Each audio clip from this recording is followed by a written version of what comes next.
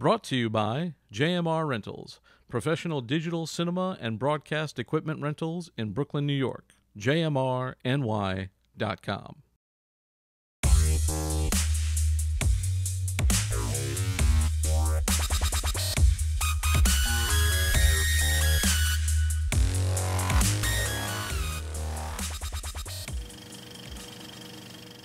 Hello and welcome to No Rest for the Weekend. I'm Jason Godbey here at Soho International Film Festival for our continued No Rest for the Fest coverage this October. Later, I'll be speaking with some of the filmmakers and the festival's executive director, Sibyl Santiago.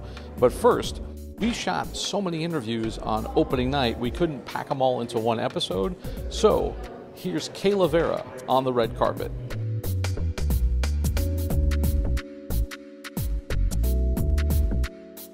Here with Anthony, Robert Grasso, and Diane Harrington, and their short film, Crumb Cake. Guys, so how does it feel to be here today at Soho International? It's a lot of fun thus far. I always say New York City, this is one of my favorites because it really does it right. I mean, look at this. It's great. Gorgeous. And the program is great, and there's such care, and it's really well curated. Give us a little insight about the film. It's basically about three sisters who've just lost their mom, and they come to their childhood home, and they deal with the loss of their mom, but also their own relationship issues. So basically, the shit hits the fan. Very New York way to say. And it's funny, and also very poignant, and it also deals with, when you lose a parent, things become very real, and you really rely on your siblings and your family members, and you realize how different you all are. I have 3 siblings. She has 2 other siblings, loosely based, not an autobiographical. My job was it was a play.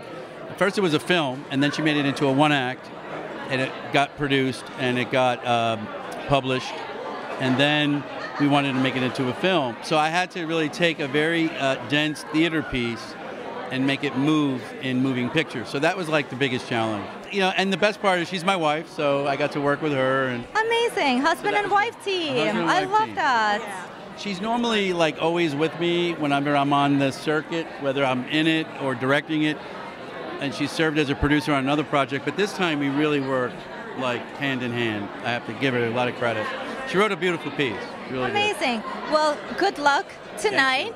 Before I let you go, where can we find more information online? DianeHarrington.net. I'm Anthony, RobertGrasso.com. Awesome. And their film, Crumb Cake.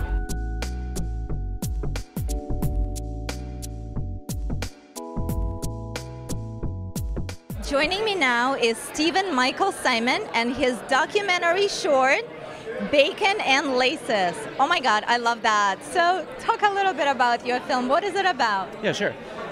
Bacon and Laces is about a single father of 3 young boys. They all work in a diner together. And John is completely blind. And he has over 700 pairs of Nikes in his attic. Wow. Yeah. So he's an avid shoe collector with his children. And it's really a short character piece on him. So you get to understand John and how interesting he is as a person. Wow, that's cool. Where did you guys film it? It was shot in New Jersey. Is at a diner in New Jersey. And the way we found him is we had a short comedy sketch that me and my producer, James Rodriguez, we went there to film a short sketch. We met John randomly because he was working there. And I said, I want to come back. I want to film with you and make a short doc. Amazing. Before I let you go, where can we find more info online? More info online. We actually came out on The New Yorker. So if you would like to see it, it's on The New Yorker. Or website has some stuff, StephenMichaelSimon.com. And Bacon and Laces. Here with Maren Lavelle and Matt Steiner and their short film, Wendy. Maren, talk a little bit about the film. Yeah, so our film Wendy is about a quiet but imaginative 8th grader who's stage managing the middle school production of Romeo and Juliet, trying to summon the courage to approach her secret crush, who is the Juliet in the film. Very cool. So is it a comedy? Is it a drama? It's a drama. It's a heartfelt drama, I think. I would say we usually make a lot of dramas, and this is our least dramatic drama, so maybe a bit of a dramedy. Yeah. I love that. Little romance? Oh, it's certainly a romance film. A lot of romance. Amazing. Where can we find more info online? So you can find us at oneeyedrabbit.com, ONE-EYEDRABBIT.com, and at @one_eyed_rabbit on Instagram. And yeah, you can keep up with Wendy's festival circuit and our other films. Here with Erica Camarano and Nick Ronan and their short film Blue Fire. Talk a little bit about the film. What is it about? So Blue Fire is set deep in the Green Mountains in the dead of winter. It's about two damaged lives that come crashing back together when they discover something in the forest not of this world. Ooh, I like that. Extraterrestrial? There's a little bit. Yeah. There's definitely an element, and for us, this was really great to play characters that were a little like darker and grittier than we normally get to. So you guys are both in it. So we're both in the film. Nick wrote and directed it. I helped produce, and we're really proud of it. So give me a little more. I want a little more juice. What is it? What's the central message? Well, I mean, there's a few themes running through there. I mean, there's definitely a theme of like metamorphosis and change and how we possibly can shed our darker selves for something better, but it's also a little eerier than that. It's really a kind of a modern, dark, gritty fairy tale. Yeah. So rebirth is very much of a theme throughout that, and kind of keeping with the theme of fairy tales. Well, you guys look great. Good luck with the film. Erica Camarano and Nick Ronan, watch Blue Fire. I'm here with Max Gardner, the producer of The Big Pitch. Max, how does it feel to be at Soho here tonight? It feels great being here. This is a great little fest in the neighborhood. Love this theater, Village East by Angelica. The movie looked amazing. Everyone else's films looked amazing. We had a great time. So tell me about the film. Sure. The film, The Big Pitch, is about two budding entrepreneurs with the next hot app, and they get the opportunity to make the multi-million-dollar pitch of their lifetimes. But will the ethical and moral question of, is this app an okay thing, break up their friendship and their partnership? It sounds like it could be a comedy or a tragedy. Where does it fall? I would kind of say it's like a bit of a Fincher-esque satire. It is funny, but it's biting and hard-hitting. And you guys got some other things going around the film festival circuit. Tell me about those. We do. Right now, my partner Alex and I, we're A&M Creative. We have another short film, a sci-fi sort of gritty young adult sci-fi film called Through the Stars that's coming to the New York Short Film Festival later this month. To find out more about you and your work, where can we find you on the web? Sure, you can go to @A&M Creative, that's AM Creative NYC on Instagram, www.amcreative.nyc.com, and you can follow me at Max M. Gardner, Gardner. Thanks so much. I'm here with Ien Cohen, the director of Humanity Stoked. Michael, how does it feel to be here at Soho?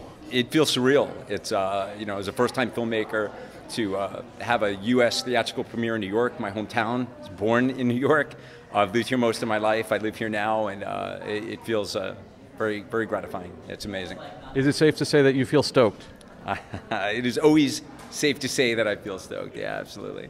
So tell us about the film. Give me like a basic synopsis. It's a really interesting concept. I think most people think because of the skating theme that it's about skateboarding directly. It's really not, even though it has a cast of the world's most iconic skateboarders that really ever existed. But the cast also includes iconic scientists and educators and activists, artists, musicians, all of whom share a love of skateboarding. But the beautiful thing is that it's not really about skateboarding. It's about human issues. And 9 or 10 of them in particular that affect our ability to move forward together peacefully and successfully. Issues about our understanding of fear and how we can avoid letting that really guide our hands in life. depression and addiction and homophobia, xenophobia, racism and female empowerment. So it's all of these human issues that everyone is talking about in the film, not really directly about skateboarding, even though there's that back thread to it that makes it really interesting. What skaters did you get for the film? Oh wow, you could almost just throw a dart. I've been really fortunate. Guys that really developed skateboarding back in the day, guys like Ray Barbie and Christian Azoy and Tony Alva and guys that are iconic like Bob Burnquist and Tony Hawk and Nigel Houston and Lizzie Armato and Vanessa Torres and Amelia Brodka. So there's just a huge array of iconic skaters in the film that I'm grateful to have in the cast. How did that kind of come about? Did you grow up in that world? Did you kind of have like a Rolodex of famous skateboarders? No, it's interesting. I actually didn't know any famous skateboarders, didn't know any pro skateboarders. I didn't know anyone in filmmaking, but I am a lifelong skateboarder myself. So I started skating in '75. I was probably 7, 8 years old. And so I've always had a love of skateboarding, and to be able to combine that with my other dreams that I've had my whole life of doing, which is to be in film, be a filmmaker, and to also be a humanitarian. Even as a kid, I didn't know what that word was, but yeah, to try, at least try, and make a difference in the world. And to be able to combine those things, skateboarding and film, which is in itself really combining all these other art forms, and then with humanitarian work and to help inspire people, this is like a dream come true for me.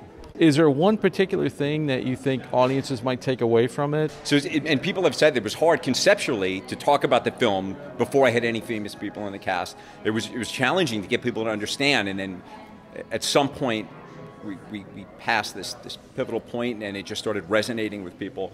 But there is a central thing, and that thing affects all the other things really, which has to do with overcoming fear.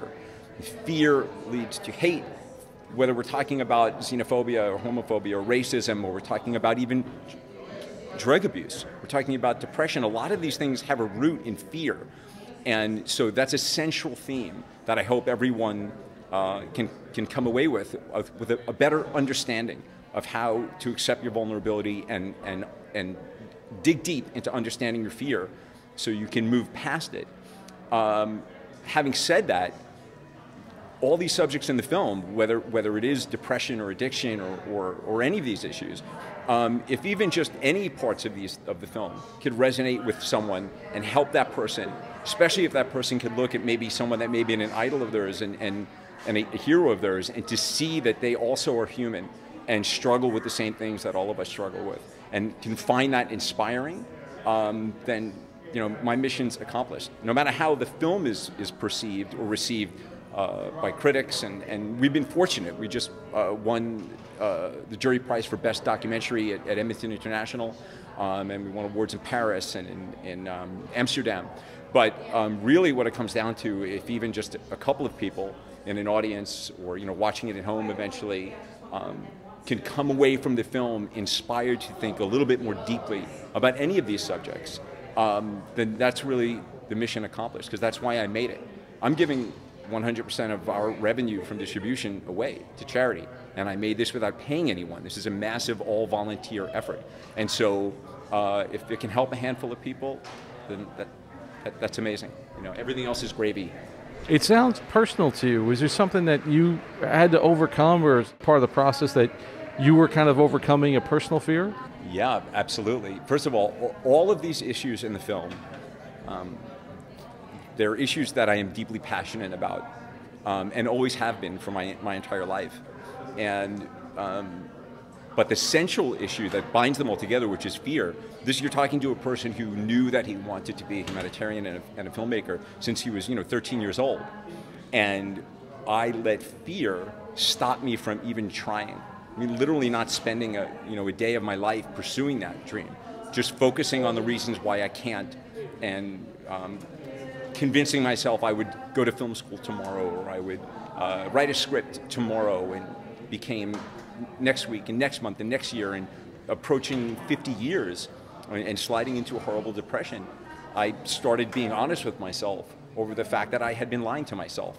And suddenly the prospect of being lucky enough to live until my 80s or 90s and being on my deathbed and looking back with shame, really, not for not having become a filmmaker, but for not even trying, not for not having started a children's foundation and becoming a humanitarian, but for not even trying when they were such a profound part of my value system, and then to not do anything about it.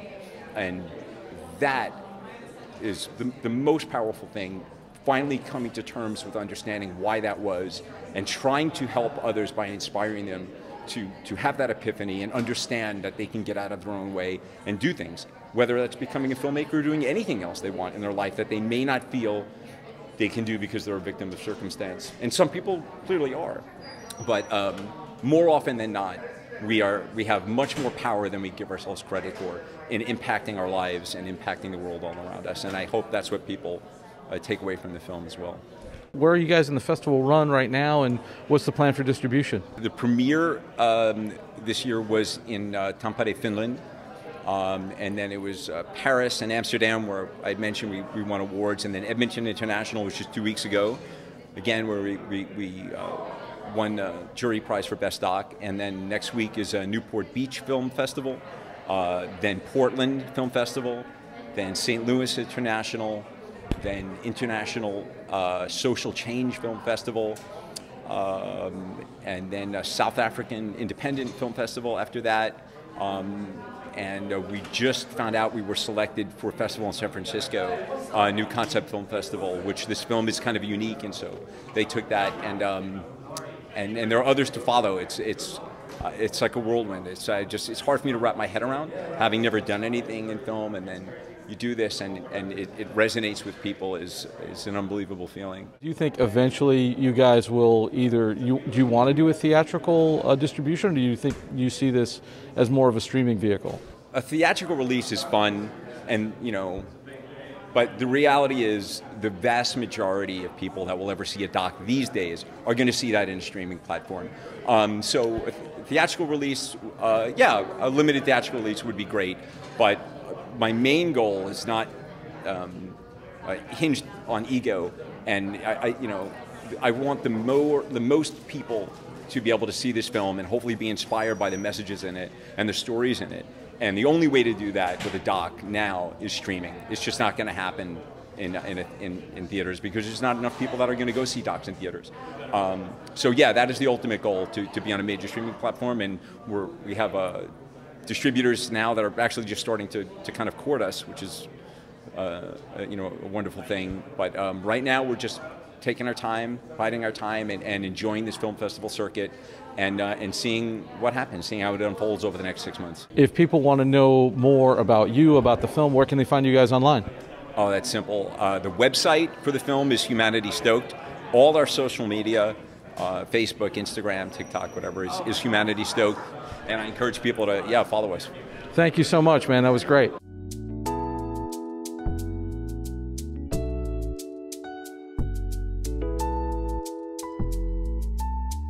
I'm here with Festival Executive Director Sibyl Santiago.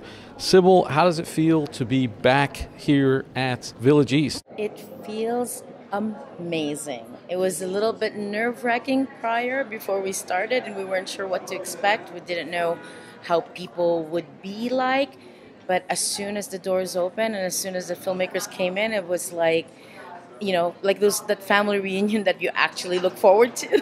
Because everyone, even though a lot of people just met each other for the first time, it felt like everybody knew each other for so long because they were looking forward to having this moment together. So it was really, really nice. It was kind of somewhat wholesome too, how beautiful it was. So it was great. It was great to be back. Feels like a homecoming. It really super is a homecoming. Even the after party, it's just everybody didn't want to leave. I mean, we had the next day still coming and people just stayed.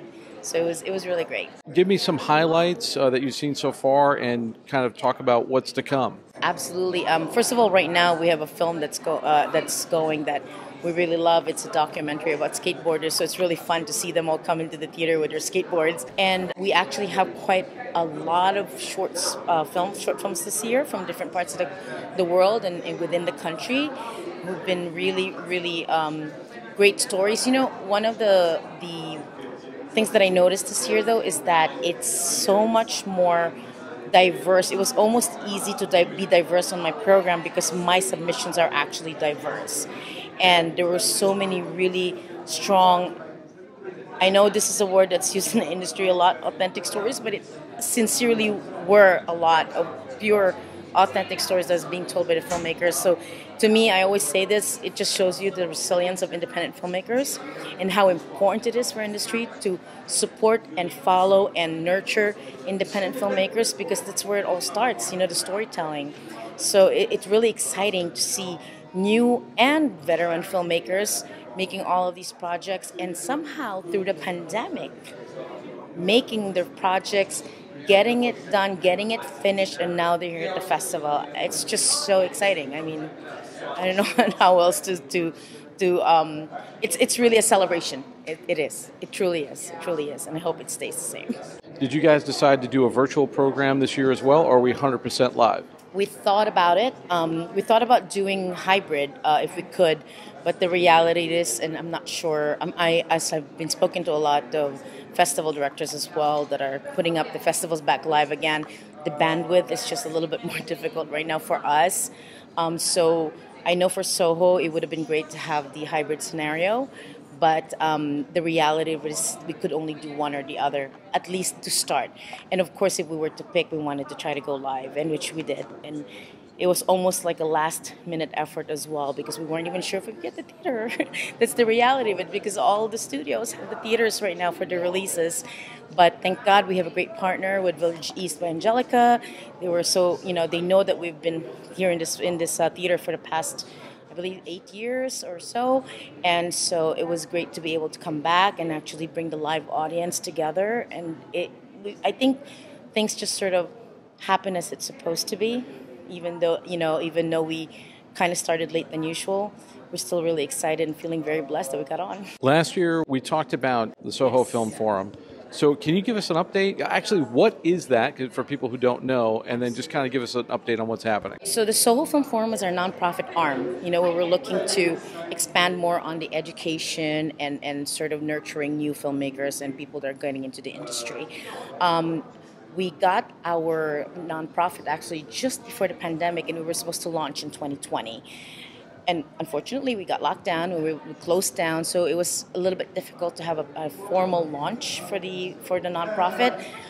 So now, hopefully this year, my fingers are crossed, but we're hoping that we can fully launch in 2023 so we can expand our program, because that's really my goal. Like, when I say diverse this year, we literally have programs of all kinds, all types. I even have an ASL film, that I'm really proud of, and I'm hoping that I can expand on an actual full ASL program by next year. So there's a lot of things I'd like to grow with the festival, so I'm hoping that with our nonprofit, with the Film Forum, it can help sort of nurture that so we can really be able to get the support that we need so we can expand the program and help more filmmakers and get more stories told and get really proper representation for everybody as much as possible. Where do you see the festival in 5 years? Like, where do you see you guys down the road? Down the road, I hope that we can expand it to a full festival. Like, for example, right now, we are pretty limited in the number of screens that we can have in the theater that we're in. My goal is that we can expand it so that we can have further outreach in many communities, so that the films that we bring in, whether it be just on the main event or also smaller events that lead to the festival, I'm hoping that I can actually have that in place through the Film Forum. And at some point, if I can expand it big enough, I really want to have a film market in New York.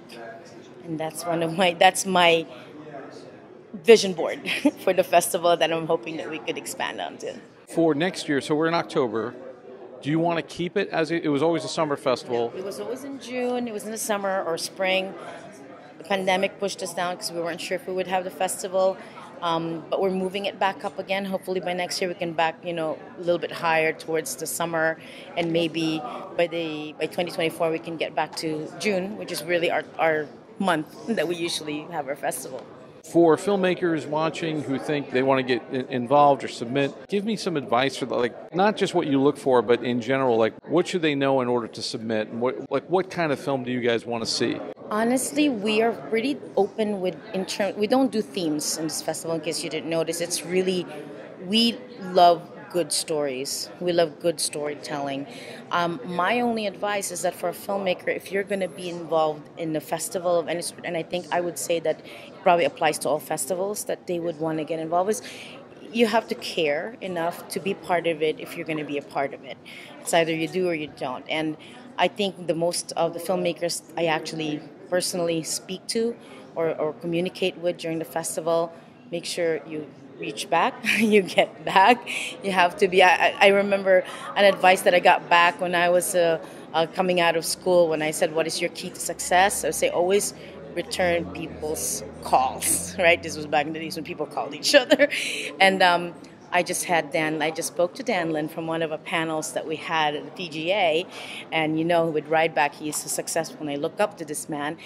We asked him the same question, and advice he said, always get back to people. And that applies to filmmakers with festivals. You should always get back to people, because it just goes to show where you are and how important your project is, because there's always somebody there that cares that much for what they're doing, and at least have just filmmaking in general is passion. If you don't have the passion for it, then maybe it shouldn't be here. You know what I mean? So.